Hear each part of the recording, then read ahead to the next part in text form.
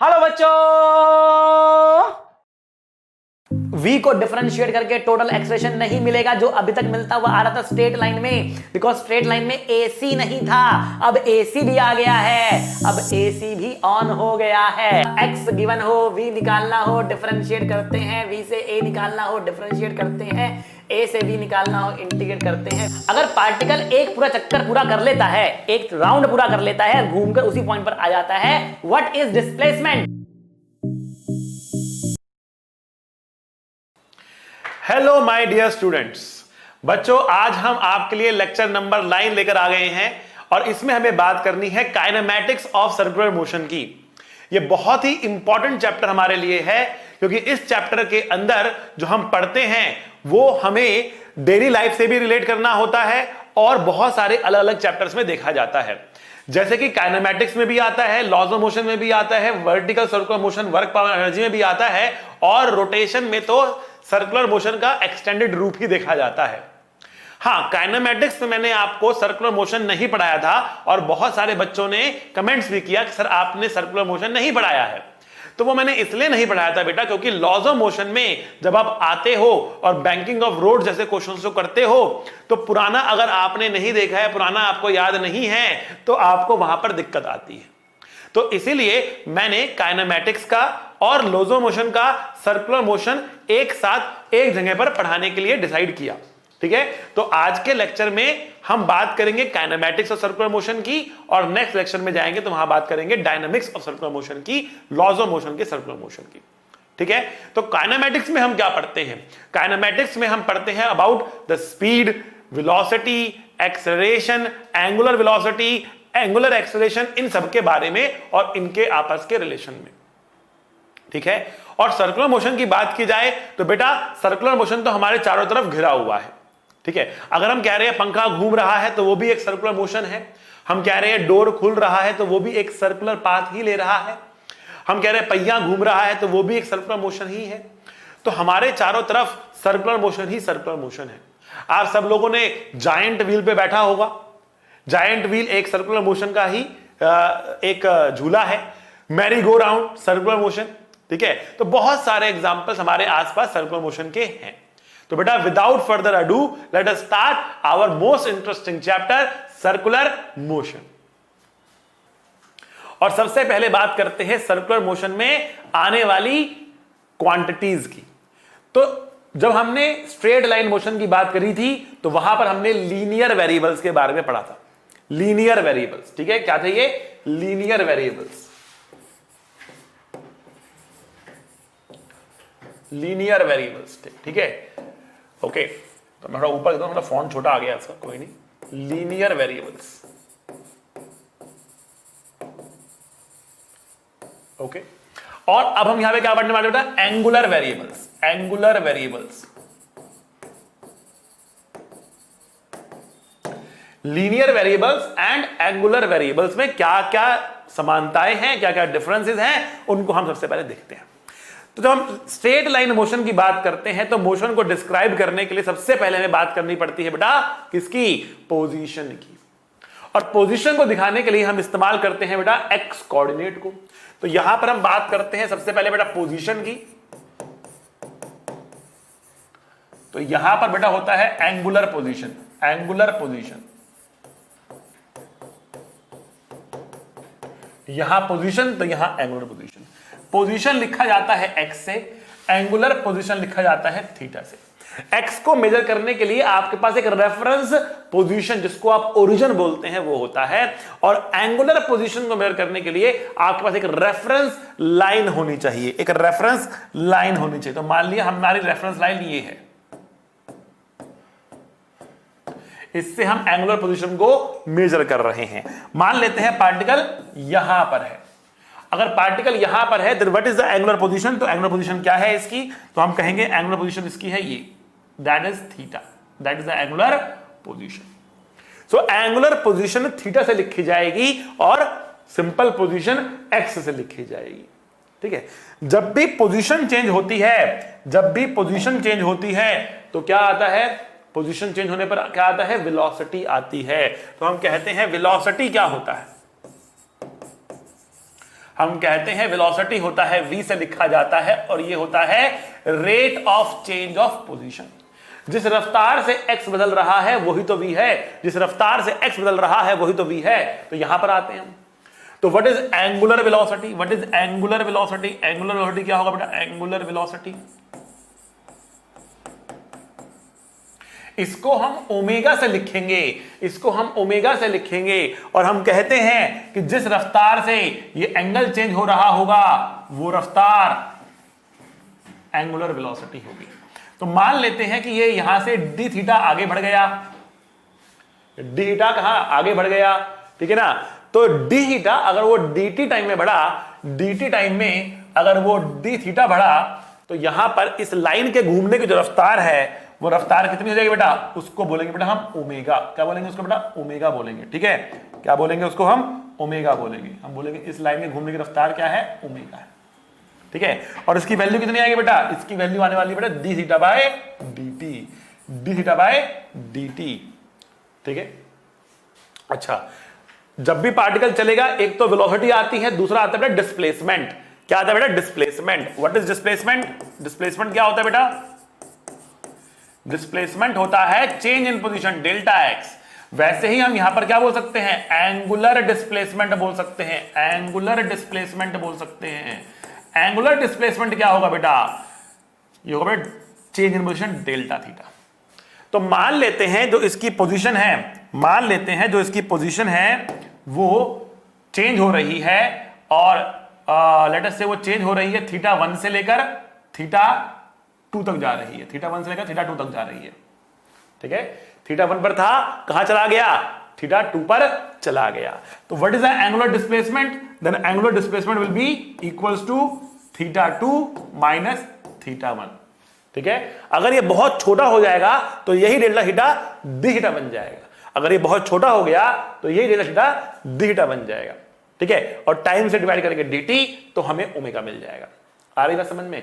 तो जब भी पार्टिकल चलेगा, जब भी पार्टिकल चलेगा तो उसमें एक डिस्प्लेसमेंट आएगी, और जब भी पार्टिकल सर्कुलर मोशन में चलेगा तो उसमें एक एंगुलर डिस्प्लेसमेंट आएगी। एंगुलर डिस्प्लेसमेंट डेल्टा थीटा से लिखा जाएगा, और angular velocity D theta by dt से लिखी जाएगी। अब बात करते हैं थोड़ी सी डायरेक्शंस की, ठीक है। बात करते हैं थोड़ी सी यहां पर डायरेक्शंस की। तो देखो बेटा, मान लेते हैं हमारा जो पार्टिकल है वो यहां से शुरू हो रहा है, ठीक है। ये इसका इनिशियल पॉइंट है, यहां से शुरू हो रहा है, ठीक है। और पार्टिकल यहां से घूमा घूमा घूमा घूमा घूमते घूमते वापस यहीं पर आ गया, घूमते घूमते वापस यहीं पर आ गया। अगर पार्टिकल एक पूरा चक्कर पूरा कर लेता है, एक राउंड पूरा कर लेता है, घूमकर उसी पॉइंट पर आ जाता है, व्हाट इज डिस्प्लेसमेंट? कमेंट में लिख के बताओ। What is displacement? कमेंट में लिख के बताओ। तो बेटा आप लोग लिखोगे displacement is 0। What is angular displacement? What is angular displacement? Comment में लिख के बताओ व्हाट इज एंगुलर डिस्प्लेसमेंट। तो बहुत सारे बच्चे लिखेंगे सर वो भी कितना होगा? 0 होगा। नहीं बेटा, डिस्प्लेसमेंट 0 होगा, एंगुलर डिस्प्लेसमेंट 0 नहीं होगा। डिस्प्लेसमेंट 0 होगा लेकिन एंगुलर डिस्प्लेसमेंट 0 नहीं होगा। एंगुलर डिस्प्लेसमेंट 0 इसलिए नहीं होगा बिकॉज वो हमेशा एक ही तरीके से घूमा है, हमेशा क्लॉकवाइज ही गया है, मतलब उसका एंगल हमेशा बढ़ता हुआ ही गया है, एंगल कभी घटा नहीं। हां, अगर वो वापस आता तब उसका एंगुलर डिस्प्लेसमेंट 0 होता, ठीक है। तो एंगुलर डिस्प्लेसमेंट होगा कितना, यहां पर हम अलग से स्लाइड पे फिर से लिख लेते हैं इस बात को। हमने कहा कि इन नोट्स बना रहे हैं यहां पर अपने हमने कहा इन 1 कंप्लीट रोटेशन और रिवॉल्यूशन, ठीक है। अभी मैं रोटेशन रिवॉल्यूशन के बीच में कोई डिफरेंस क्रिएट यहां पर नहीं कर रहा हूं और सिंपल उनको इंटरचेंजेबली यूज कर रहा हूं। रोटेशन मतलब एक चक्कर पूरा करने में, ठीक है, सिंपल। इन 1 कंप्लीट रोटेशन, एक चक्कर पूरा करने में, इन 1 complete rotation the displacement equal 0 but angular displacement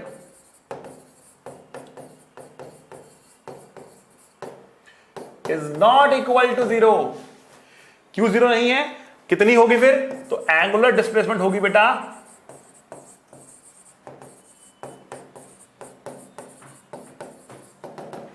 2 पाई के बराबर, 2 पाई के बराबर, 2 पाई रेडियंस के बराबर। ठीक है ना। अब रेडियन क्या होता है? 2 पाई रेडियन, हमने कहा रेडियन क्या होता है बेटा? ये भी एंगल की एक यूनिट होती है। जिस तरीके से हम डिग्री लिखते हैं वैसे ही हमारे पास एक रेडियन होता है। उनके इनमें आपस में कन्वर्जन भी होता है। हम कहते हैं बेटा पाई रेडियंस बराबर 360 डिग्री होता है। पाई रेडियन बराबर 360 डिग्री होता है। ये आपको करना है याद, ये पता होना चाहिए आपको। तो हमने कहा कि एक चक्कर पूरा किया तो इसका जो एंगुलर डिस्प्लेसमेंट है वो 2 पाई कहलाएगा। 2 चक्कर पूरे करेगा 4 पाई, 3 चक्कर पूरे करेगा 6 पाई, 4 चक्कर पूरे करेगा 8 पाई।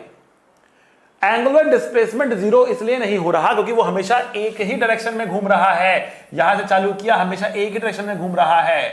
ठीक है। जैसे पंखा घूम रहा है एक डायरेक्शन में तो उसका एंगुलर डिस्प्लेसमेंट क्या हो रहा है? बढ़ता जा रहा है, बढ़ता जा रहा है, बढ़ता। लेकिन वहीं पर आपके पास टेबल फैन हो, टेबल फैन क्या करता है? पहले इधर जाता है, फिर वापस आता है, फिर इधर जाता है, फिर वापस आता है। ठीक है ना। अब जब टेबल फैन इधर जाकर वापस इधर आ रहा तो वो उल्टा वापस आ रहा है। जब वो उल्टा वापस आ रहा है तब एंगुलर डिस्प्लेसमेंट घटेगा, तब एंगुलर डिस्प्लेसमेंट घटेगा। जब उल्टा वापस आएगा तो घटेगा। अगर एक ही डायरेक्शन में जाएगा तो बढ़ता जाएगा। तो पंखे का क्या हुआ? वो हमेशा एक ही डायरेक्शन में जाता है, इसलिए उसका एंगुलर डिस्प्लेसमेंट क्या होता है बेटा? बढ़ता जाता है, बढ़ता जाता है। टेबल फैन का नहीं, टेबल फैन पहले इधर गया, फिर वापस आया, इधर गया, फिर वापस आया, फिर इधर गया, फिर वापस आया, फिर इधर गया। तो वो उल्टा, जब वो उल्टा आ रहा है, जब वो उल्टा आ रहा है तब एंगुलर डिस्प्लेसमेंट घटेगा। मतलब अगर ये पार्टिकल यहां से पहले यहां जाता और फिर यहां से वापस आता तब आप उसका एंगुलर डिस्प्लेसमेंट 0 बोल देते। अब नहीं बोल सकते। ये बात समझ में आई बेटा आप लोगों को? कोई परेशानी नहीं? चलो, हमने बात करी कि एंगुलर डिस्प्लेसमेंट क्या होता है। हमने बात करी कि यहां पर एंगुलर वेलोसिटी क्या होती है। एंगुलर वेलोसिटी क्या होती है? अगर डिस्प्लेसमेंट जल्दी जल्दी हो, अगर एंगुलर डिस्प्लेसमेंट जल्दी जल्दी आए तो वो जल्दी जल्दी घूम रहा होगा और ओमेगा कितना होगा? ज्यादा होगा। अच्छा, ओमेगा की यूनिट क्या होगी? What is the unit of omega? ठीक है, तो ओमेगा की यूनिट क्या होगी बेटा? जैसे हमने बोला एंगुलर डिस्प्लेसमेंट की यूनिट है रेडियन या डिग्री, वैसे ही ओमेगा की जो यूनिट होती है, unit of omega, unit of omega, ठीक है, ये होती है बेटा रेडियन पर सेकेंड, रेडियन पर सेकेंड। ठीक है, एंगल अपॉन टाइम है ना, एंगल अपॉन टाइम है तो radian upon second is the unit of omega. अच्छा भाई, बहुत बढ़िया। कई बार इसको लेकिन आरपीएम से लिखा जाता है, आरपीएम से लिखा जाता है। क्या मतलब है इसका? इसका मतलब है रोटेशन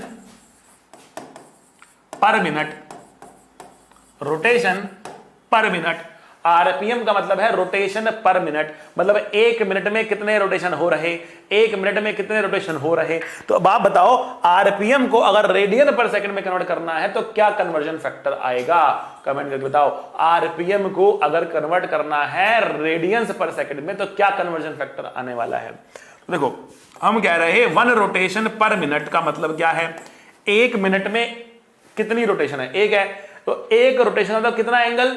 2 पाई एंगल। एक चक्कर में कितना एंगल बेटा? 2 पाई एंगल। तो 2 पाई रेडियन हो गया।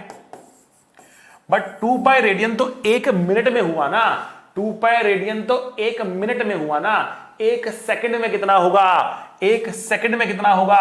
तो 2 पाई से कम होगा, डिवाइड बाय 60 करेंगे तो ये पर सेकंड आ गया। मतलब अब आपका जो बना वो बना RPM, 1 RPM is nothing but pi by 60, pi by 30 radiance per second. ये आपका कन्वर्जन फैक्टर आ गया।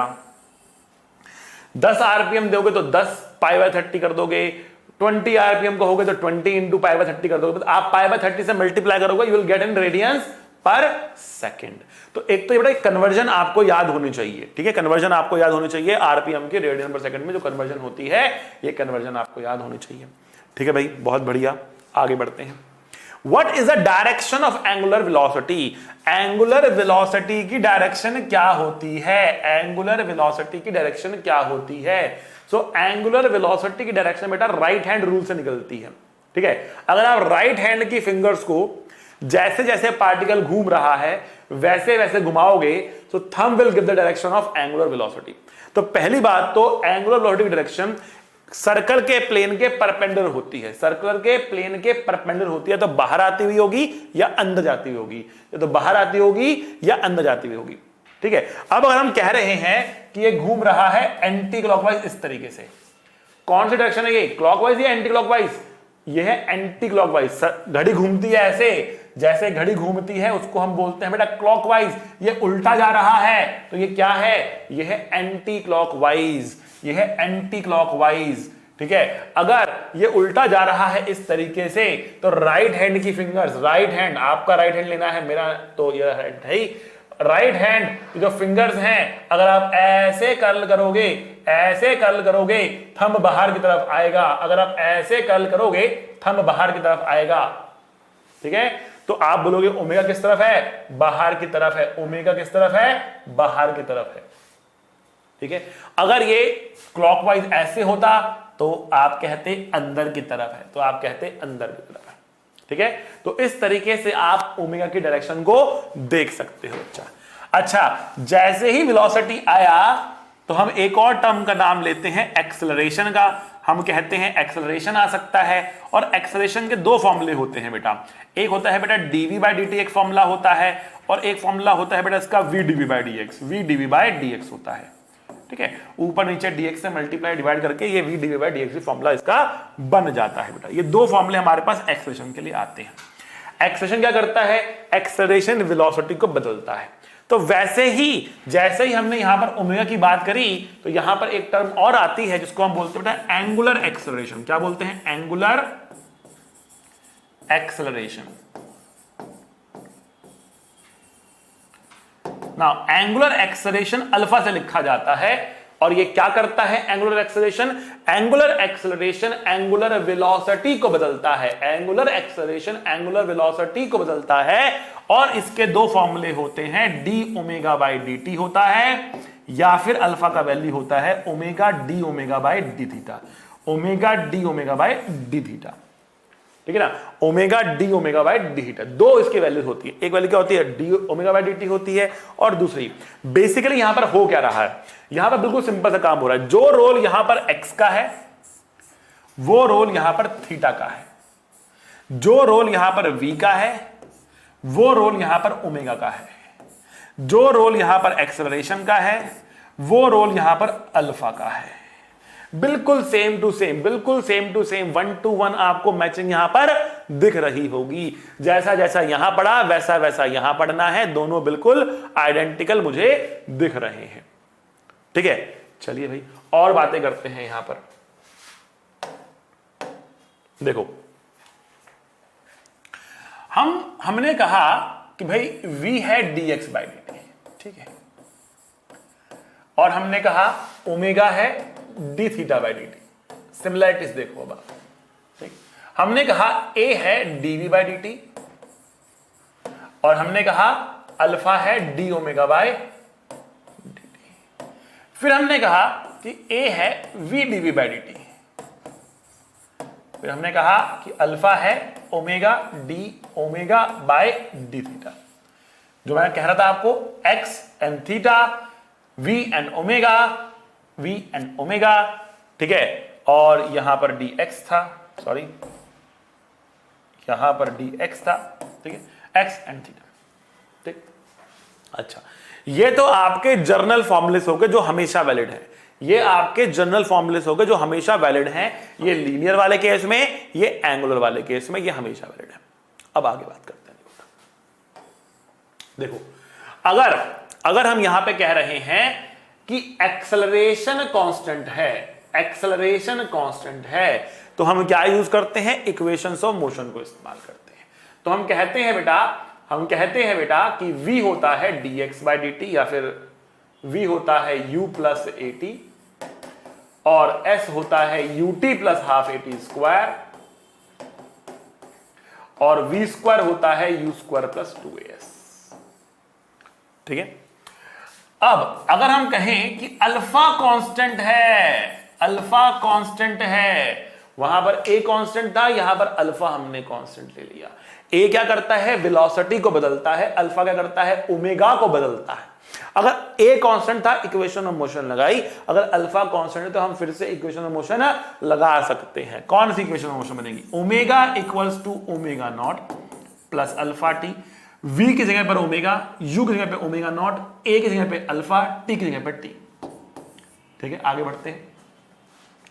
s डिस्प्लेसमेंट है तो इसकी जगह लिखेंगे angular displacement delta theta, u की जगह पे क्या आएगा? ओमेगा नॉट आएगा इंटू टी हाफ, a की जगह पे अल्फा आएगा टी स्क्वायर, v की जगह पर ओमेगा आएगा, यहां ओमेगा नॉट आएगा और अल्फा डेल्टा थीटा आएगा। तो ये हमारे पास इक्वेशंस हैं, ये हमारे पास इक्वेशंस हैं। अगर अल्फा कांस्टेंट है तो, और अगर अल्फा वेरिएबल है तो हमारे पास ये वाली कंडीशंस आती है। यहां पे अल्फा वेरिएबल होगा, कांस्टेंट होगा तो भी लगा सकते हो, ये सबके लिए जनरल रूल है ये। और ये क्या है बेटा? ये क्या है आपके पास? यहां पर क्या करना है आपको? ये आपके पास है जब अल्फा कांस्टेंट होगा तो। ठीक है, ये डिफरेंशिएशन के फॉर्मूले हैं, इसको आप इंटीग्रेशन के फॉर्मूलों में भी कन्वर्ट कर सकते हो। आप कह सकते हो dx is equal to V dt का integral, dv equals to a dt का integral, v dv equals to a dx का इंटीग्रल। ठीक है, यहां पर आते हैं तो आप क्या लिखोगे? d theta equals to omega dt का integral, d omega is equals to alpha dt का इंटीग्रल, ओमेगा डी ओमेगा का integral equals to alpha D theta का इंटीग्रल। मैं क्या कर रहा हूं यहां पर? मैंने dt को यहां ले आया तो ओमेगा dt बन गया, डी थीटा का इंटीग्रल ओमेगा dt, केवल क्रॉस मल्टीप्लाई करके इंटीग्रल डाल रहा हूं। तो मेरे पास ये 6 फॉर्मूले हैं बेसिकली, लीनियर में भी और एंगुलर में भी।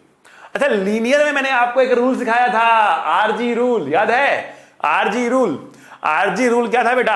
आरजी रूल बहुत सिंपल था। मैंने क्या कहा था? एक्स गिवन हो, वी निकालना हो, डिफरेंशिएट करते हैं, वी से ए निकालना हो, डिफरेंशिएट करते हैं, ए से वी निकालना हो, इंटीग्रेट करते हैं, वी से एक्स निकालना हो, इंटीग्रेट करते हैं।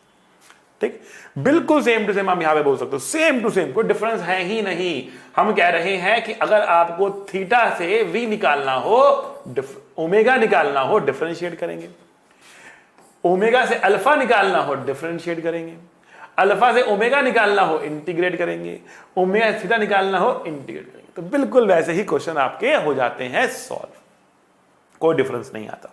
ठीक है बेटा, तो ये इक्वेशंस ऑफ मोशन के ऊपर, ये डिफरेंशिएशन इंटीग्रेशन के ऊपर फॉर्मूले रहे, ये आपके सामने आ गया।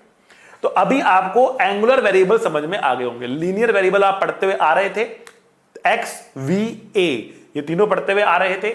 डिफरेंशिएशन के और इक्वेशन ऑफ मोशन के रूल पढ़ते हुए आ रहे थे, क्वेश्चन करते हुए आ रहे थे। बिल्कुल उसी तरीके से सर्कुलर मोशन के अंदर थीटा है, ओमेगा है, अल्फा है, उनके बीच में डिफरेंशिएशन के रिलेशन है और उनके बीच में इक्वेशंस ऑफ मोशन के भी रिलेशन है, और बिल्कुल सेम तरीके से लगता है, कोई डिफरेंस नहीं आता। ठीक है, केवल इतना ध्यान रखना है, एक्स की जगह पर थीटा, वी की जगह पर ओमेगा, ए की जगह पर अल्फा, बाकी सब कुछ एग्जैक्टली सेम है, कोई डिफरेंस नहीं है। फिर भी एक क्वेश्चन हम लेते हैं, काफी सारी बातें हमें करनी है अभी, तो देखते हैं क्वेश्चन क्या कह रहा है। क्वेश्चन कह रहा है कि एक फैन है जो 120 आरपीएम पे रोटेट कर रहा था, तो ओमेगा नॉट आपको 120 आरपीएम दिया हुआ है। ठीक है, ओके।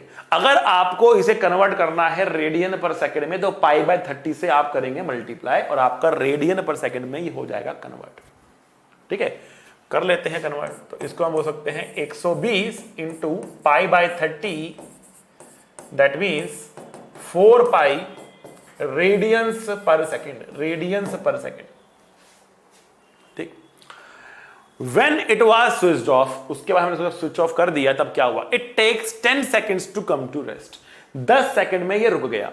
ठीक है, तो टाइम आपको दे रखा है 10 सेकंड का।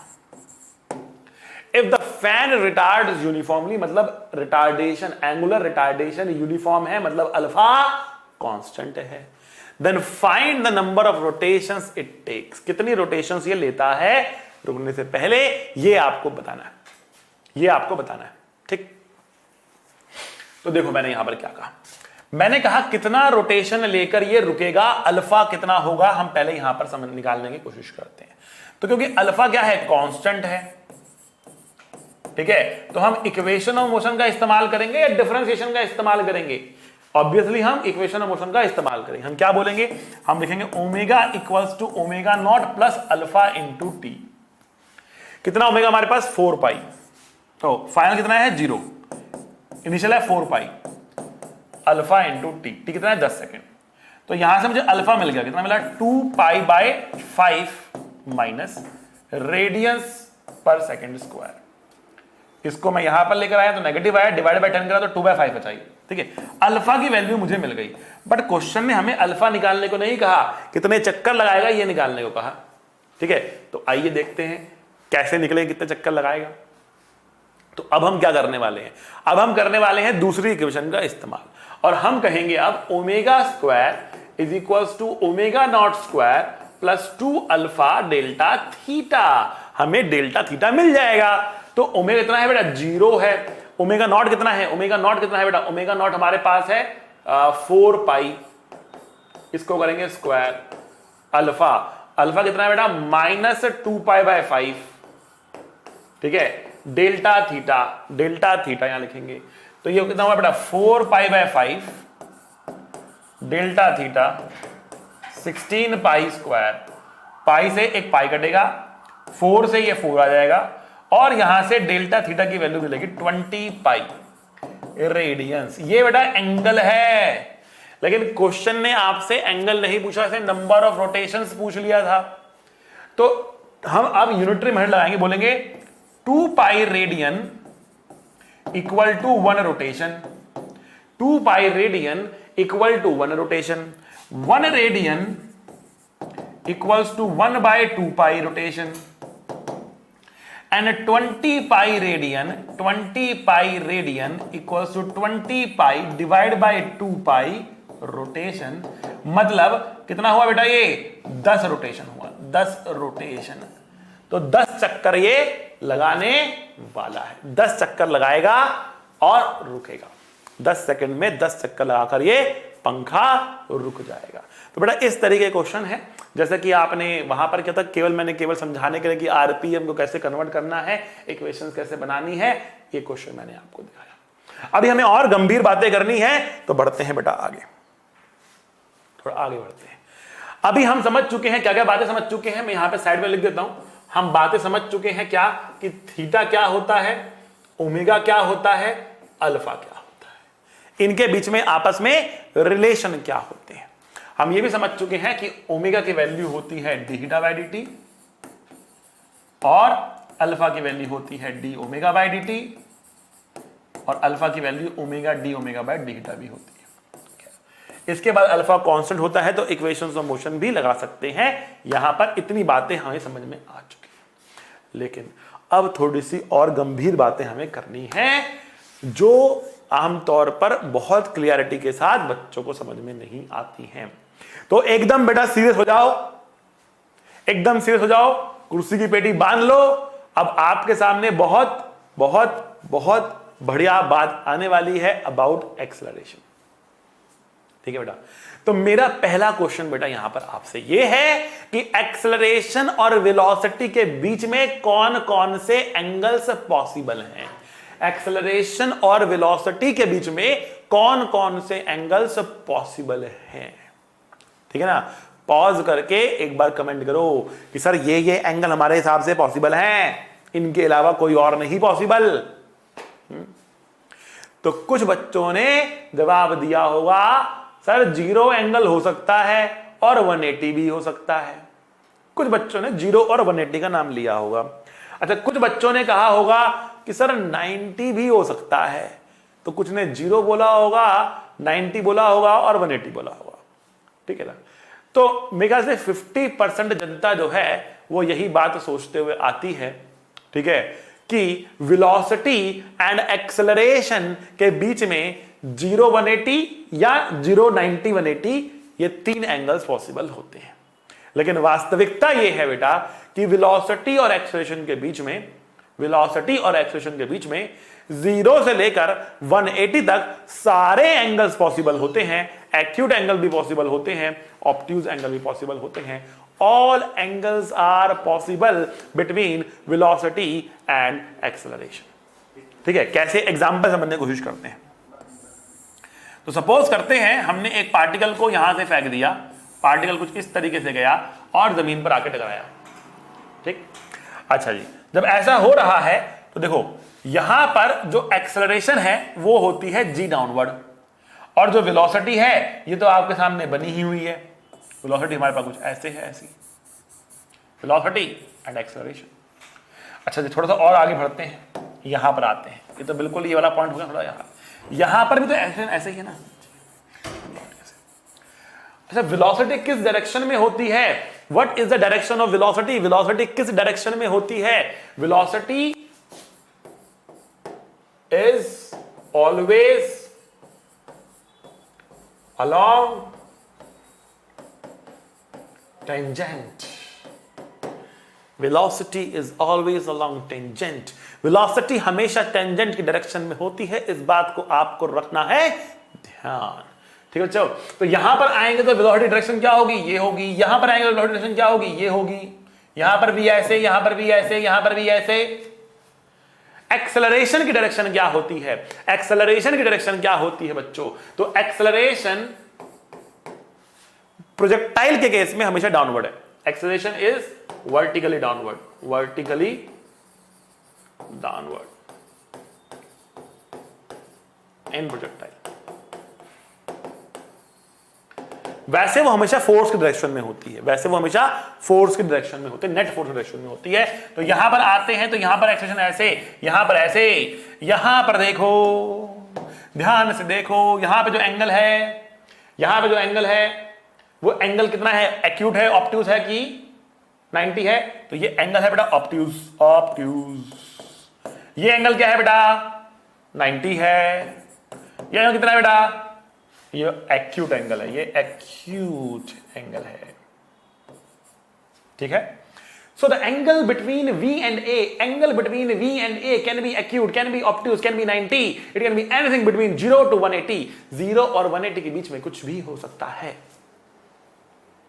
ठीक है, तो पहली चीज दिमाग से आपको ये क्लियर करनी है, पहली चीज दिमाग में आपको ये क्लियर करनी है, angle between V and A can be anything between 0 and 180।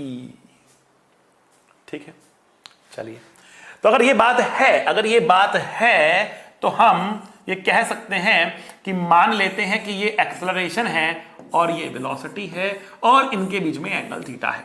इसमें इस बात को मानने में कोई तकलीफ नहीं होनी चाहिए। अब आपको ऐसा पॉसिबल है कि नहीं? बिल्कुल पॉसिबल है। पार्टिकल इधर जा रहा था, इस पर मैंने इधर फोर्स लगा दिया। पार्टिकल इधर जा रहा था, इस पर मैंने इधर फोर्स लगा दिया, तो ये वेलोसिटी हो जाएगी, ये एक्सेलरेशन हो जाएगा। ठीक है, बुझाया कि बुझ गया है भाई? समझ में आई बात? ओके, आइए आइए आइए देखते हैं आगे। अब एक्सेलरेशन के हम कर सकते हैं दो कंपोनेंट, एक्सेलरेशन के हम कर सकते हैं दो कंपोनेंट। एक कंपोनेंट होगा इस तरफ, एक कंपोनेंट होगा इस तरफ। जो ये वाला कंपोनेंट है ये होगा बेटा a cos थीटा, जो ये वाला कंपोनेंट है ये होगा बेटा a sin थीटा। ठीक है, अच्छा, तो ये वाला कंपोनेंट है ये वेलोसिटी की डायरेक्शन में है, और वेलोसिटी किस डायरेक्शन में होती है? वेलोसिटी टेंजेंट के अलोंग होती है। तो जो एक्सेलरेशन का कंपोनेंट वेलोसिटी के अलोंग है वो टेंजेंट के अलोंग भी तो है, इसलिए हम इस कंपोनेंट को क्या कह सकते हैं? AT, मतलब tangential acceleration. Tangential acceleration, tangential acceleration tangent के अलोंग होगा या वेलोसिटी के अलोंग होगा? टेंजेंट के अलोंग होगा या वेलोसिटी के अलोंग होगा? टेंजेंट के परपेंडिकुलर क्या होता है? कोई भी ग्राफ बनाया आपने, कोई भी ग्राफ बनाया आपने, कोई भी पॉइंट लिया इस पर डॉट, इसके ऊपर आपने बनाया है एक टेंजेंट, तो टेंजेंट का परपेंडिकुलर क्या होगा? टेंजेंट का परपेंडिकुलर क्या होगा भाई? तो टेंजेंट का जो परपेंडिकुलर होता है वो होता है normal.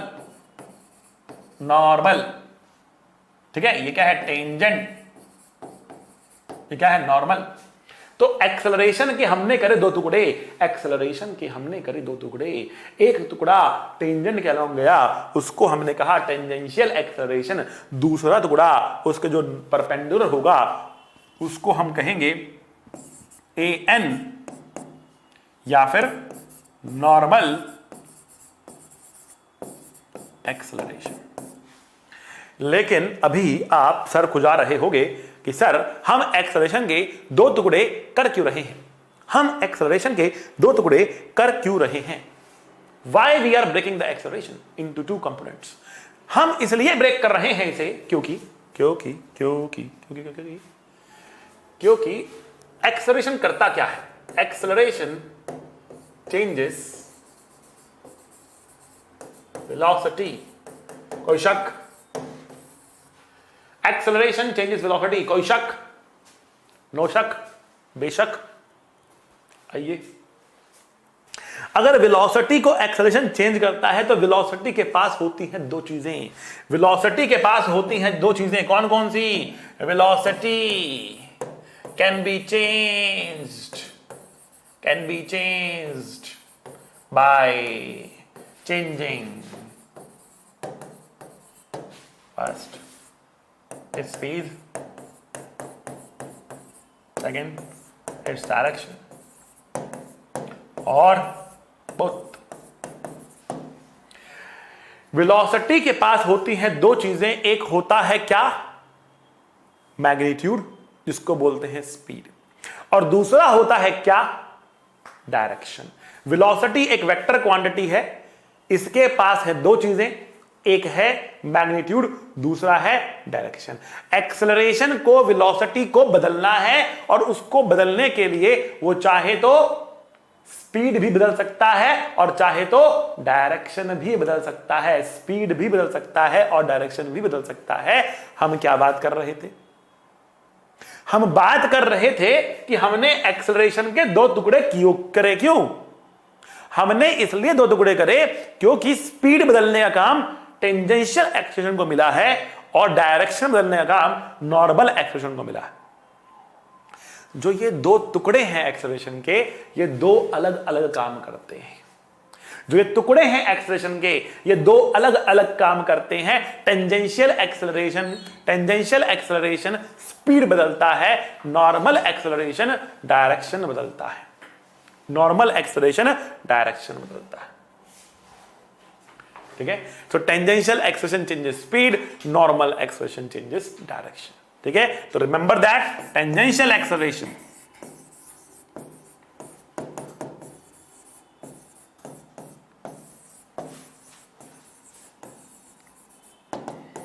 changes speed,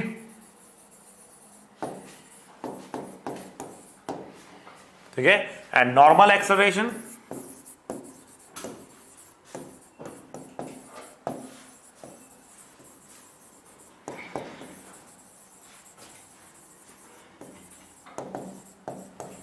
changes direction, ठीक है। टेंजेंशियल एक्सेलरेशन इज पैरेलल और एंटी पैरेलल टू वेलोसिटी, ठीक है। टेंजेंट के अलॉन्ग है, वेलोसिटी भी टेंजेंट के अलॉन्ग है, बट वो उससे उल्टा भी हो सकता है ना, ठीक है। तो टेंजेंशियल एक्सेलरेशन स्पीड चेंज करेगा, बढ़ा भी सकता है और घटा भी सकता है। तो अगर टेंजेंशियल एक्सेलरेशन वेलोसिटी के पैरेलल होगा तो स्पीड को बढ़ाएगा, और अगर टेंजेंशियल एक्सेलरेशन वेलोसिटी से उल्टा होगा तो स्पीड को घटा देगा। आ रही है समझ में? तो स्पीड को बढ़ा भी सकता है, स्पीड घटा सकता है, लेकिन कौन? Tangential acceleration. नॉर्मल एक्सेलरेशन क्या करेगा भाई? नॉर्मल एक्सेलरेशन डायरेक्शन को बदलेगा। नॉर्मल एक्सेलरेशन डायरेक्शन को बदलेगा। तो जब भी पार्टिकल एक स्ट्रेट लाइन पर चलेगा, जब भी पार्टिकल एक स्ट्रेट लाइन पर चलेगा तो नॉर्मल एक्सेलरेशन जीरो होगी, और जब भी पार्टिकल एक कर्व पे जाएगा, चाहे पैराबोला पे जाए चाहे सर्कल पे जाए, नॉर्मल एक्सेलरेशन जीरो नहीं हो सकती। नॉर्मल एक्सेलरेशन जीरो नहीं हो सकती। और जब भी पार्टिकल यूनिफॉर्म स्पीड से चलेगा, चाहे स्ट्रेट लाइन में चले चाहे कर्व पे चले, जब भी पार्टिकल एक कांस्टेंट रफ्तार से चल रहा होगा, टेंजेंशियल एक्सेलरेशन जीरो होना कंपलसरी है। टेंजेंट के अलोंग एक्सेलरेशन जीरो होना कंपलसरी है। कब? जब पार्टिकल कांस्टेंट रफ्तार से चलेगा तब। या तो बात समझ आ रही है आप लोगों? बढ़ते हैं आगे। जो टोटल एक्सेलरेशन होगी वो इन दोनों का रिजल्टेंट होगी, ठीक है। और कुछ बातें मैं आपको बता दूं यहां पर कि क्योंकि टेंजेंशियल एक्सेलरेशन स्पीड बदलता है, इसलिए टेंजेंशियल एक्सेलरेशन को हम dv बाय dt भी बोल सकते हैं। dv बाय dt भी बोल सकते हैं। यहां पर लेकिन v जो है वेलोसिटी नहीं है, यहां पर v क्या है, ये स्पीड है। इसको आप चाहो तो मॉड ऑफ v भी लिख सकते हो, मॉड ऑफ v भी लिख सकते हो। मतलब आप कह सकते हो कि टेंजेंशियल एक्सेलरेशन कुछ और नहीं बल्कि d mod of v by dt होता है। ठीक, अगर आप यहां पे मॉड ना लगाओ तो वो टोटल एक्सेलरेशन हो जाएगा, और यहां पे मॉड लगा दिया तो वो टेंजेंशियल एक्सेलरेशन हो जाएगा। ठीक है, मतलब क्या है कहने का मतलब ये है, what is the net acceleration, ये होता है बेटा dv वेक्टर बाय dt, और आप नेट एक्सेलरेशन का मॉड निकालते हो तो वो ये लिख सकते हो। And what is tangential acceleration, tangential acceleration is d by dt of mod of dv। तो कोई अगर आपसे पूछ ले, कोई आपसे पूछ ले कि क्या ये और ये एक ही बात है, एक ही बात है, नहीं, ये एक बात नहीं है, ये दोनों सेम चीज नहीं है, ये अलग अलग चीज है, ये अलग अलग चीज है, ये चीज सेम नहीं है। ये क्या है, ये एक्सेलरेशन का मैग्नीट्यूड है। ये क्या है, ये टेंजेंशियल एक्सेलरेशन है, ये टेंजेंशियल एक्सेलरेशन है, ये एक्सेलरेशन का मैग्नीट्यूड है। दोनों अलग अलग चीजें, ठीक है, दोनों अलग अलग चीजें हैं, तो ध्यान रखना दोनों अलग अलग चीजें हैं। ठीक है बेटा, आईआईटी में कई बार इसके ऊपर चीजें पूछ ली जाती हैं, मेडिकल में थोड़ा सा इतना वेक्टर के साथ थोड़ा सा कम पूछा जाता है, बट फिर भी आप लोगों को मालूम होना चाहिए कि dv वेक्टर बाय dt का मतलब क्या है और d mod of v vector by dt का मतलब क्या है। जो टोटल एक्सेलरेशन होगा वो होगा under root of a normal का स्क्वायर प्लस a टेंजेंशियल का स्क्वायर, a नॉर्मल का स्क्वायर एंड a टेंजेंशियल का स्क्वायर। ये क्या है बेटा, ये है आपका टोटल एक्सेलरेशन a। ठीक है, ये है आपका टोटल एक्सेलरेशन a। टेंजेंशियल के बारे में मैंने बता दिया कि टेंजेंशियल एक्सेलरेशन लिखा जाता है dv by dt where v is the speed। to be more specific I can write like this। Normal acceleration कितना होगा, तो मैं नॉर्मल एक्सेलरेशन के लिए आपको सर्कुलर मोशन में ही लेकर आऊंगा, और सर्कुलर मोशन में हम इसके बारे में डिटेल में बात करेंगे कि सर्कुलर मोशन में नॉर्मल एक्सेलरेशन कैसे लिखी जाती है। ठीक है, तो आइए बढ़ते हैं आगे। अभी हमने लीनियर वेरिएबल्स पढ़ लिए हैं और एंगुलर वेरिएबल्स भी पढ़ लिए हैं। ठीक है, हमने लीनियर वेरिएबल में क्या पढ़ा था, हमने x पढ़ा था, हमने v पढ़ा था, और हमने a पढ़ा था। a के टुकड़े पढ़े थे, at पढ़ा था a और an पढ़ा था, at पढ़ा था और an पढ़ा था। ठीक, अब हम मिक्स करने वाले हैं एंगुलर वेरिएबल्स को लीनियर वेरिएबल के साथ। एंगुलर वेरिएबल में हमारे पास थीटा था, ओमेगा था, अल्फा था, तो अब हम इनको आपस में रिलेट करेंगे। हमने सेपरेटली पढ़ लिया v क्या होता है, a क्या होता है, x क्या होता है, और यहां हमने पढ़ लिया थीटा क्या होता है, ओमेगा क्या होता है, अल्फा क्या होता है। अब इनके बीच के रिलेशन के बारे में हम लोग जानने वाले हैं। आइए जानते हैं इसके बारे में हम लोग। ठीक है, तो हमने कहा कि मान लेते हैं कि ये और ये हमारे पास r है और ये एंगल हमारे पास थीटा है। ये r है और ये एंगल क्या है, थीटा है। तो इनके बीच का जो ये डिस्टेंस होगा, जो ये डिस्टेंस हमारे पास होगा, ये कितना होगा बेटा, ये होगा r थीटा। आ रही है बात समझ में। हम कहते हैं length of the arc, length of the arc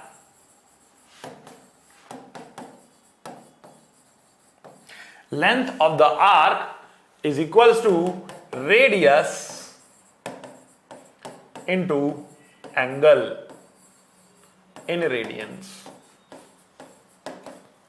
ठीक है, आर्क लेंथ क्या होगी, radius into the angle in radians. ठीक है, अच्छा मान लेते हैं ये डिस्टेंस है, ये हमारे पास कितना है, x है। ठीक है, तो हम बोलेंगे x बराबर r थीटा, x बराबर r थीटा, या फिर आप बोल सकते हो dx बराबर r d थीटा। डिवाइड करते हैं इसको dt dt से, तो dx बाय dt हमारा बनेगा v और d थीटा बाय dt बनेगा हमारा ओमेगा। तो हम क्या बोलेंगे, v equals to r omega बोलेंगे,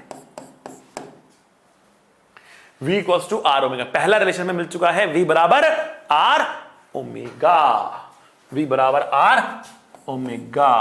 ठीक है, आगे बढ़ते हैं, इसको डिफरेंशिएट करते हैं। यहां पर v रफ्तार है, यहां पर v रफ्तार। अगर आप वेक्टर फॉर्म में जाना चाहते हैं तो वेक्टर फॉर्म में आप लिख सकते हैं it is omega cross r।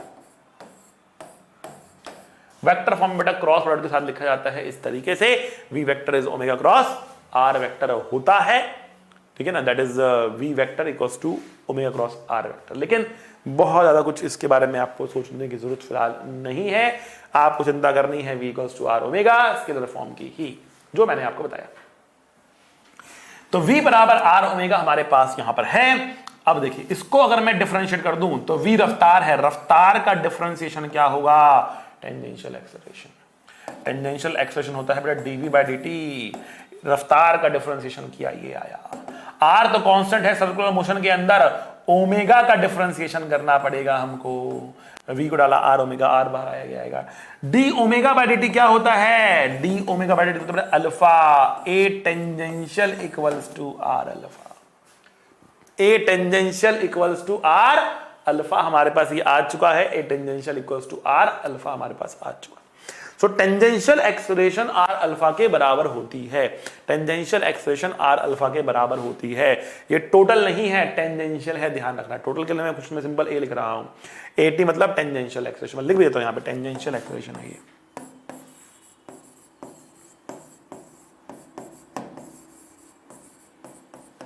Remember that this is the tangential acceleration. So tangential acceleration equals to r alpha हमारे पास होता है। क्लियर बेटा, समझ में आपको? So we got tangential acceleration. Now what about the normal acceleration, normal acceleration कितना होगा, ठीक है। तो बेटा देखो यहां पर नॉर्मल एक्सेलरेशन को एक दूसरे नाम से बुलाया जाता है, ठीक। वो नाम क्या है पहले उसके बारे में कर लेते हैं चर्चा, ठीक है बेटा। उसको हम बोलते हैं सेंट्रीपिटल एक्सेलरेशन। क्या बोलते हैं बेटा, सेंट्रीपिटल एक्सेलरेशन बोलते हैं। Now what is centripetal acceleration, let's see. तो हमने कहा कि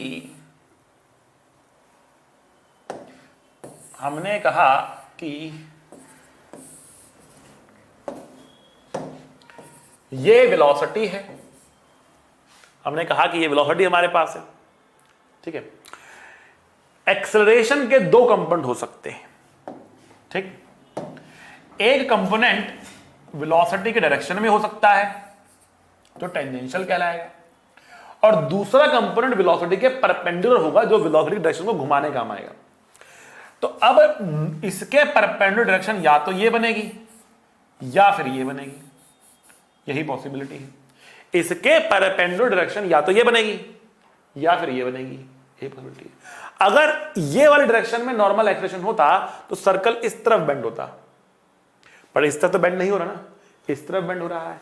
मतलब नॉर्मल एक्सेलरेशन की डायरेक्शन ये होनी चाहिए, पहली बात तो, ठीक। ओके, समय बीता, पार्टिकल आगे बढ़ा, मान लेते हैं पार्टिकल यहां आ गया, इसकी वेलोसिटी कुछ इस डायरेक्शन में है, बढ़ गई होगी, वो टेंजेंशियल एक्सेलरेशन थी यहां पर। बट फिलहाल हम बात कर रहे हैं नॉर्मल एक्सेलरेशन की, तो let us forget about the tangential acceleration, let us से दिस इज इक्वल टू 0। तो रफ्तार हमने भी ही ले ली, ठीक। अच्छा भाई, अब जब ये यहां पहुंच गया तो इस वेलोसिटी के परपेंडिकुलर डायरेक्शन तो अभी भी यही है ना, ठीक है। तो इसका मतलब क्या हुआ, इसका मतलब ये हुआ कि यहां पर जो वेलोसिटी के परपेंडिकुलर नॉर्मल एक्सेलरेशन है कुछ ऐसे होगी। जब पार्टिकल यहां पहुंचेगा वेलोसिटी उसकी ऐसे होगी, तो यहां पर जो नॉर्मल एक्सेलरेशन होगी वो कुछ इस तरफ होगी। जब पार्टिकल यहां कहीं पर पहुंचेगा तो इसकी वेलोसिटी कुछ ऐसे होगी, और जो नॉर्मल एक्सेलरेशन है यहां पर कुछ ऐसे होगी। जब पार्टिकल यहां पहुंचेगा तो वेलोसिटी कुछ ऐसे होगी, और जो इसकी नॉर्मल एक्सेलरेशन है वो कुछ ऐसे होगी। हर एक पॉइंट पर आप देखें तो नॉर्मल एक्सेलरेशन एक सिमेट्री आ रही है कि सभी पॉइंट्स पर नॉर्मल एक्सेलरेशन सेंटर की तरफ पॉइंट कर रही है, सेंटर की तरफ पॉइंट कर रही है। इसलिए इसी नॉर्मल एक्सेलरेशन को, जो वेलोसिटी की डायरेक्शन बदलता है, इसी नॉर्मल एक्सेलरेशन को अब हम दूसरे नाम से बुलाने वाले हैं, और वो नाम है सेंट्रीपिटल एक्सेलरेशन। हम कह रहे हैं सेंट्रीपिटल एक्सेलरेशन नॉर्मल एक्सेलरेशन है, और जो क्या करता है, डायरेक्शन ऑफ वेलोसिटी को बदलता है। सेंट्रीपिटल का मतलब क्या होता है, इसको सेंटर सीकिंग मतलब सेंटर की तरफ लगने वाली एक्सेलरेशन, सेंटर की तरफ लगने वाली acceleration is centripetal acceleration, centre की तरफ लगने वाली एक्सेलरेशन इज सेंट्रीपिटल एक्सेलरेशन। बात समझ में आई आपको कि सेंट्रीपिटल एक्सेलरेशन क्या होता है? आइए भाई, अब इसकी वैल्यू कितनी है? सेंट्रीपिटल एक्सेलरेशन सेंटर की तरफ लग रही है, इसकी वैल्यू कितनी है? तो उसके लिए एक डेरिवेशन करते हैं। डेरिवेशन के बहुत सारे तरीके हैं, सिंपल तरीके भी हैं, लेकिन एनसीईआरटी ने जो तरीका आपको दिया है मैं वही आपको कराने वाला हूं, वही डेरिवेशन कराने वाला हूं, ताकि अगर आपके स्कूल में पूछी जाए तो आप थोड़ी सी हेल्प हो जाए। ठीक है, तो सेंट्रीपिटल एक्सेलरेशन निकालने का क्या तरीका एनसीईआरटी ने दिया है? उसने कहा कि मान लेते हैं एक पार्टिकल है जिसकी वेलोसिटी यहां से लेकर यहां तक चेंज हम देखने वाले हैं। हमने कहा कि मान लेते हैं समय लगा डेल्टा टी और ये पार्टिकल घूम गया डेल्टा थीटा से, डेल्टा थीटा से ये घूम गया। ठीक है, कितने एंगल से घूम गया? डेल्टा थीटा से घूम गया डेल्टा टी टाइम के अंदर। तो बेटा ये था इसका इनिशियल पोजीशन वेक्टर, ये था इसका फाइनल पोजीशन वेक्टर, और ये था इसका change in position vector. Delta R vector ये था, डेल्टा आर वेक्टर ये था change in, final minus initial is this, final minus initial is this. ठीक, ये था आपके पास चेंज इन पोजीशन वेक्टर। अब बात करते हैं वेलोसिटी की। तो देखो बेटा, अगर आर ऐसे है और वेलोसिटी ऐसे है तो जितने इनके जितने एंगल 90 है, जितने एंगल से आर घूमेगा उतने ही एंगल से वेलोसिटी भी घूमेगी, बिकॉज इनके बीच का एंगल क्या है? फिक्स है। जितने एंगल से आर घूमेगा उतने ही एंगल से वेलोसिटी भी घूमेगी। मतलब ये था इनिशियल वेलोसिटी, ये था फाइनल वेलोसिटी, और इनके बीच में जो एंगल आया वो कितना आया? डेल्टा थीटा का ही आया। तो बेटा ये कितना, ये क्या होगा? ये होगा चेंज इन वेलोसिटी, ये होगा चेंज इन वेलोसिटी। तो ये है आपका change in velocity delta we, और ये है आपका change in position vector delta R vector. ठीक, अब देखो ये एंगल भी डेल्टा थीटा, ये एंगल भी डेल्टा थीटा। ठीक है, अब ये दोनों साइड्स बराबर हैं, तो जो ये एंगल होगा वही एंगल ये होगा, वैसे ही जो ये एंगल होगा वही एंगल ये होगा। तो ये वाले एंगल इन एंगल्स के बराबर होंगे और ये डेल्टा थीटा इसके बराबर होगा। तो ये ट्रायंगल और ये ट्रायंगल सिमिलर ट्रायंगल है, ये ट्रायंगल और ये ट्रायंगल सिमिलर ट्रायंगल है। मैंने क्या किया यहां पर, मैं फिर से बताता हूं मैंने यहां पर क्या किया। मैंने यहां पर एक बारी पोजीशन वेक्टर का ट्रायंगल बनाया और फिर एक बारी मैंने पोजीशन वेक्टर का ट्रायंगल बनाया, उसी को यहां पर उसने और छोटा एंगल करके दिखा दिया है, बट बात वही है। ठीक है, हमने यहां पर क्या किया, एक बारी पोजीशन वेक्टर का ट्रायंगल बनाया और एक बारी वेलोसिटी वेक्टर का ट्रायंगल बनाया, और उन दोनों ट्रायंगल को सिमिलर प्रूव कर दिया। ठीक है ना, once we prove that all the three angles are same of this triangle, ठीक है, and these two triangles are similar, then we can say side की जो रेशियोज आने वाली है ना वो बराबर आने वाली है। That means delta r by r is going to be equal to delta v by v. Delta r by r equals to delta v by v हमें मिलने वाला है। Delta r by r, if you want to be more accurate you can write like this. ठीक है, delta r by r equals to delta v by v, ये हमारे पास हो। अब एक काम करते हैं, दोनों तरफ हम इसको डिवाइड कर लेते हैं टाइम से। तो मैं कहा लेट से डेल्टा टी टाइम में ऐसा हुआ था, तो divide by delta T divide by delta T. ठीक, इस ट्रायंगल की जो साइड्स हैं डेल्टा आर और आर, इनका रेशियो, इस ट्रायंगल की जो साइड्स हैं डेल्टा वी अपॉन वी, इसका रेशियो बराबर होगा। ठीक है, सिमिलर ट्रायंगल्स की प्रॉपर्टी हमने लगा दी। ठीक है, अब देखो डेल्टा आर बाय टी तो वी बन जाएगा, और डेल्टा वी बाय टी क्या बन जाएगा बेटा? एक्सेलरेशन बन जाएगा। लेकिन यहां पर हमने स्पीड को चेंज होता हुआ नहीं माना, हमने कहा कि जो रफ्तार है ना वी डैश की वैल्यू वी के ही बराबर है, हमने वी डैश को वी के बराबर ही ले रखा है, हमने रफ्तार को चेंज होता हुआ नहीं माना। अगर रफ्तार चेंज नहीं हो रही, वी डैश वी वेक्टर नहीं है, वी डैश है, अगर डायरेक्शन चेंज नहीं हो रही, ठीक है, तो सॉरी अगर स्पीड चेंज नहीं हो रही तो टेंजेंशियल एक्सेलरेशन जीरो है। केवल और केवल कौन सी एक्सेलरेशन है? सेंट्रीपिटल एक्सेलरेशन है। अगर केवल और केवल सेंट्रीपिटल एक्सेलरेशन हमारे पास आ रही है, केवल सेंट्रीपिटल एक्सेलरेशन आ रही है, तो जो change in velocity upon time है वो क्या है? ये बेटा सेंट्रीपिटल एक्सेलरेशन ही तो है। तो इसका मतलब centripetal acceleration v² bye r हो जाएगा, centripetal acceleration v² bye r हो जाएगा। अच्छा, v का एक और फॉर्मूला है, v का फॉर्मूला होता है बेटा r omega, v equals to r omega, v बराबर r ओमेगा, अभी निकाला था हमने, ठीक है। तो ac की वैल्यू एक और आएगी बेटा r ओमेगा का square divide by r, that means omega square into r, ठीक है, ओमेगा स्क्वायर इनटू r, ठीक है। ये हमारे पास सेंट्रीपिटल एक्सप्रेशन के फॉर्मूले हो गए और स्कूल में जो कराई गई डेरिवेशन है वो भी आपके सामने यहां पर आ गई। एक बारी बेटा सम अप करते हैं हमने क्या क्या बातें पढ़ी अभी तक, ठीक है। तो मैंने यहां पर कहा पहली चीज कि v बराबर r ओमेगा होता है। फिर मैंने आपको कहा बेटा कि टेंजेंशियल एक्सेलरेशन r अल्फा होता है। फिर मैंने आपको कहा कि जो सेंट्रीपिटल एक्सेलरेशन होता है सेंटर की तरफ लगता है और इसकी value v square by r होती है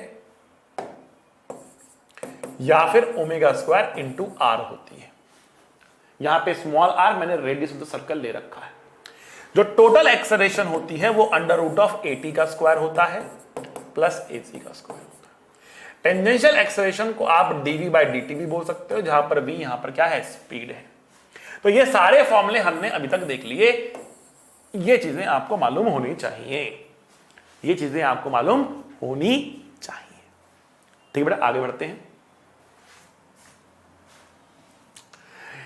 equation of motion along circle, अब ये थोड़ा सा हटके चीज है, ठीक है, इसके बारे में बताता हूं आपको। हम कह रहे हैं कि इक्वेशन ऑफ मोशन तो हमें लगाना आता है, लेकिन सर्कल के अलोंग कैसे लगाएंगे, सर्कल के अलोंग कैसे लगाएंगे। तो मतलब अगर इसकी रफ्तार यहां पर u है और यहां पर इसकी रफ्तार v हो गई और इसे सर्कल के अलोंग डिस्टेंस चला है x और इसे सर्कल के अलोंग जो एक्सेलरेशन है वो है टेंजेंशियल एक्सेलरेशन at के बराबर, ठीक। तो हमने कहा कि जो टेंजेंशियल एक्सेलरेशन होता है वो होता है dv by dt, tangential acceleration होता है dv बाय dt। इसका मीनिंग क्या है बेटा, इसका मीनिंग है कि ये रफ्तार को बदल रहा है, कौन सी रफ्तार को, जो सर्कल के अलोंग रफ्तार है। मतलब अगर मैं यहां पर dv बराबर at dt कर दूं और इसको इंटीग्रेट कर दूं तो यहां पर u और v जो आएगा 0 से लेकर t तक इंटीग्रेट करने में, तो यहां पर ये एक लाइन के अलोंग नहीं, एक डायरेक्शन के अलोंग नहीं, सर्कल के अलोंग आ गया। तो speed along circle, speed along circle, मान लिया t टाइम में इसको समय लगता है यहां तक जाने के लिए, तो आप ये इक्वेशन लगा सकते हैं, कोई दिक्कत नहीं आएगी। सिमिलरली आप टेंजेंशियल एक्सेलरेशन को v dv बाय dx लिख सकते हैं, लेकिन यहां पर x डिस्प्लेसमेंट नहीं होगा, ये डिस्टेंस अलोंग सर्कल होगा।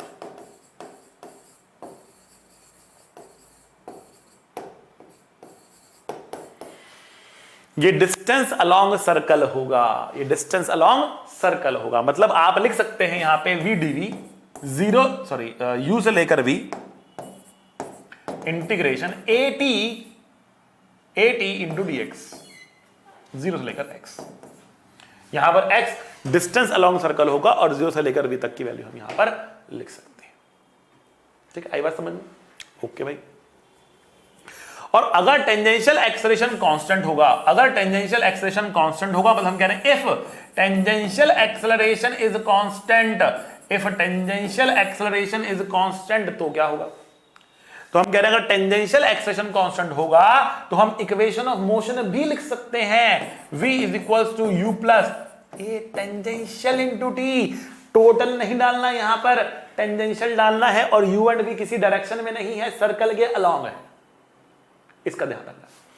Similarly v square is equals to u square plus 2at into s लिख सकते हैं।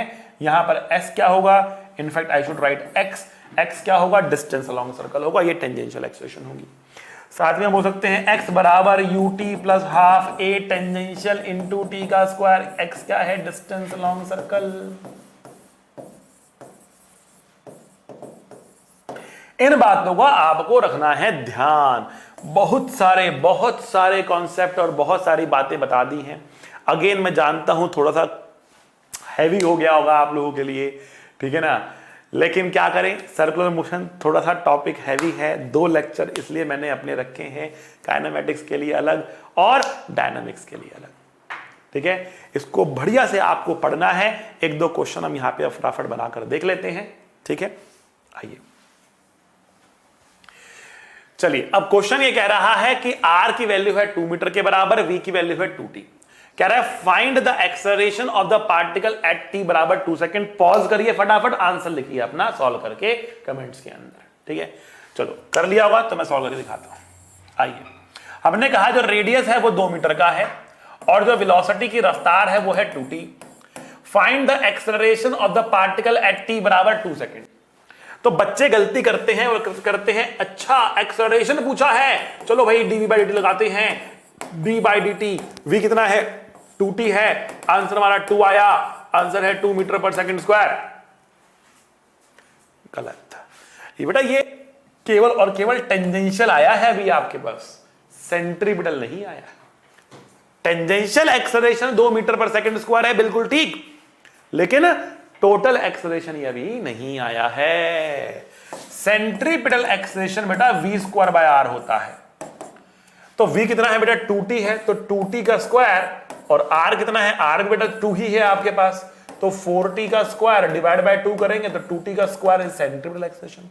किस समय निकालना है, 2 सेकंड में निकालना है, तो एट t बराबर 2 centripetal acceleration will be 2 into 2 का स्क्वायर, 4 दूनी 8 मीटर पर सेकंड स्क्वायर आया। ध्यान से समझो बेटा, v को डिफरेंशिएट करके टोटल एक्सेलरेशन नहीं मिलेगा जो अभी तक मिलता हुआ आ रहा था स्ट्रेट लाइन में, बिकॉज स्ट्रेट लाइन में AC नहीं था, अब AC भी आ गया है, अब AC भी ऑन हो गया है।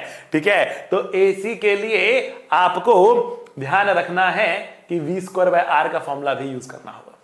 80 मिल गया, AC मिल गया। अब क्या कह रहा है, कह रहा है कि टाइम बता दो जब एक्सेलरेशन 45 डिग्री एंगल बनाएगी वेलोसिटी के साथ। अब 45 डिग्री का एंगल कब बनेगा, देखो बेटा, ये AT है, ये AC है, दोनों कंपोनेंट जब बराबर होंगे तो एंगल 45 बनता है।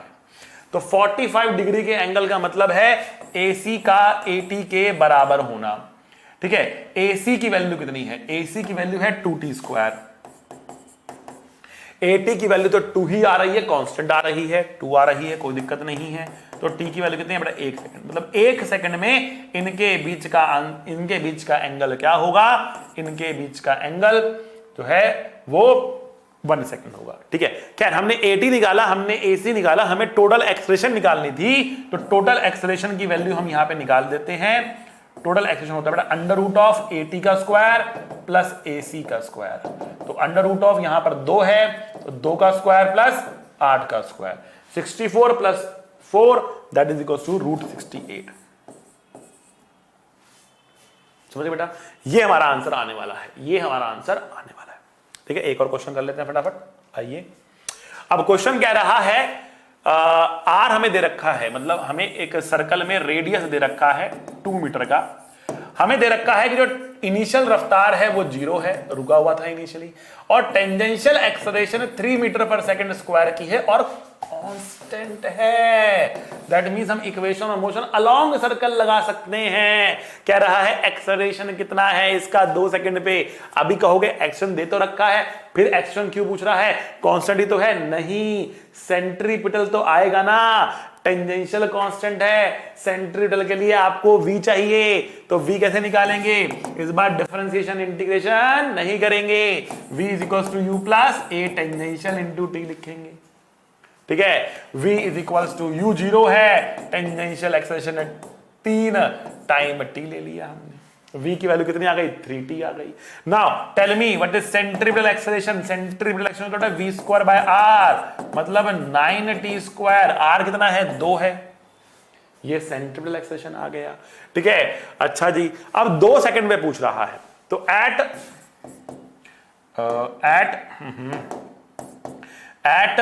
t बराबर 2 second a centripetal is equals to 9 into 2 का स्क्वायर डिवाइड बाय 2, मतलब 18 मीटर पर second square, that is centripetal acceleration.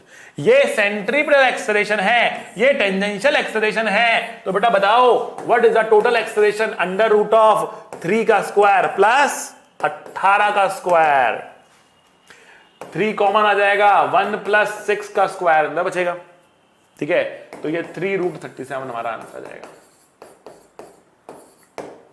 आ रही बात समझ बेटा आप लोगों को, इस तरीके से अपना आंसर निकाल सकते हैं एक्सेलरेशन का। ठीक है, ए टेंजेंशियल की वैल्यू हमारे पास 3 थी, पुट करा, वी की वैल्यू मिली 3t, पुट करा v स्क्वायर बाय r, ये हमारे पास कितना आया 9t square divide by 2, time को पुट करा 18 आया हमारे पास, इसको यहां पे पुट करा, सॉल्व कर हमारा ए आ गया। पहले पार्ट का आंसर निकल आया।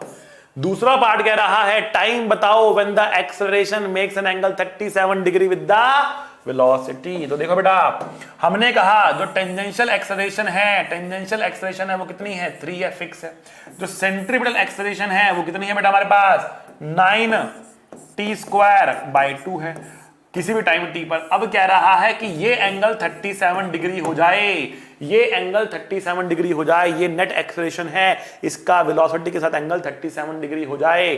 ठीक है, तो ये 37 है, मतलब tan 37 की वैल्यू कितनी होगी बेटा, ये है परपेंडिकुलर, ये है बेस। परपेंडिकुलर कितना 9t स्क्वायर बाय 2, और बेस कितना हमारे पास, बेस हमारे पास कितना है 3 है।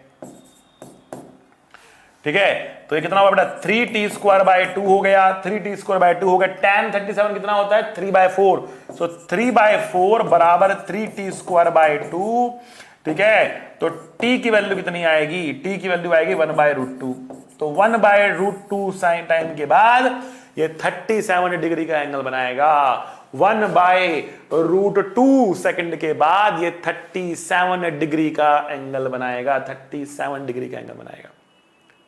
ठीक है बच्चों, आइए अब आगे बढ़ते हैं और तीसरे पार्ट की बात करें। Time taken to complete first rotation. Time taken to complete first rotation, एक रोटेशन कंप्लीट करने में इसको कितना समय लगेगा। तो हमने कहा कि टेंजेंशियल एक्सेलरेशन 3 मीटर पर सेकंड स्क्वायर है, इनिशियल रफ्तार 0 है, इनिशियल रफ्तार 0 है और एक्सेलरेशन टेंजेंशियल कितनी है 3 मीटर पर सेकंड स्क्वायर है। ठीक है, एक चक्कर लगाने में कितना डिस्टेंस चलता है 2πr चलता है ना। तो x की वैल्यू कितने समय पूछा है, तो x की वैल्यू कितनी होगी बेटा ut plus half at square होगी।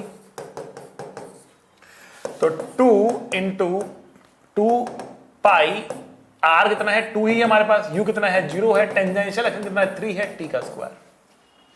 ठीक है, सो t का square is equals to 8π/3 and t is equals to √8π/3 second is the answer. आ रही बात समझ में आपको। मैंने सब कुछ आपके सामने बता दिया सर्कुलर मोशन के बारे में, right from the basics to the advance level, सारा इस लेक्चर के अंदर आपको समझा दिया। थोड़ा सा डिफिकल्ट रहेगा आपके लिए, लेकिन कुछ छुपाया नहीं है, सब कुछ आपके सामने मैंने रख दिया, एनसीईआरटी से लेकर एडवांस तक का। इसके बाहर अब कुछ नहीं है, इसके बाहर अब कुछ नहीं है। ठीक है, 2 चैलेंजर आपको दे रहा हूं, अगली क्लास में हम डिस्कस करेंगे इन चैलेंजर्स को, देखते हैं कौन सॉल्व कर पाता है। बहुत ही प्यारे क्वेश्चन है। तो पहला क्वेश्चन आपके सामने है, एक पार्टिकल है जो सर्कुलर पाथ पे जा रहा है, component of acceleration parallel to diameter AB remains constant. AB के अलोंग जो एक्सेलरेशन का कंपोनेंट है वो कांस्टेंट बना रहता है, कितना है पता नहीं बट कांस्टेंट है। Its speed is u at point A, जब ये पॉइंट A पर था तो इसकी रफ्तार u थी, इसकी रफ्तार कितनी हो जाएगी जब ये पॉइंट C पर पहुंचेगा, जब ये पॉइंट C पर पहुंचेगा तो इसकी रफ्तार कितनी हो जाएगी। ये है चैलेंजर नंबर 1, अगली क्लास में करेंगे। बहुत प्यारा क्वेश्चन है, जिसका सॉल्व हो जाए कमेंट में अपना आंसर जरूर लिखना बेटा। अगला क्वेश्चन करते हैं। चैलेंजर ये कह रहा है कि एक पार्टिकल है जो कि सर्कुलर पाथ पे जा रहा है, the acceleration of the particle is always parallel to diameter BC। अब क्या है इस क्वेश्चन के अंदर, जो एक्सेलरेशन है ना इस पार्टिकल की, वो हमेशा BC के अलोंग है, कांस्टेंट नहीं है, डायरेक्शन फिक्स है, डायरेक्शन फिक्स है, वो BC के अलोंग है, BC के पैरेलल है in fact. Its speed is u at point A, जब ये पॉइंट A पर था तो इसकी रफ्तार कितनी थी u थी। ठीक है ना, अच्छा जी, find its speed when it reaches point C, जब ये पॉइंट C पर पहुंचेगा तो इसकी रफ्तार कितनी होगी, ये आपको बताना है। बहुत सिंपल, बहुत बढ़िया, सिंपल तो नहीं है, डिफिकल्ट है, बहुत बढ़िया क्वेश्चन है, जबरदस्त चैलेंज आपके लिए है। ठीक है बच्चों, तो आज की क्लास में इतना ही काफी है। ठीक है, तो याद रखें कि how is not important, what's more important is why. Once you get your why you will find your how as well, said by Rohit Gupta. क्या मतलब है इसका बेटा, मतलब यह है कि कैसे आपको आपके ड्रीम कॉलेज तक पहुंचना है, कैसे लाइफ में सक्सेसफुल होना है, ये how is not important. What is more important is to know your why. Why you want to crack IIT? Why you want to become an engineer? Why you want to become a doctor? अगर आपका why strong है, अगर आपका why strong है ना बेटा, तो आप अपना हाउ अपने आप ही ढूंढ लोगे। आप जैसे तैसे करके, कुछ भी करके आप इंजीनियर बन जाओगे, आप डॉक्टर बन जाओगे।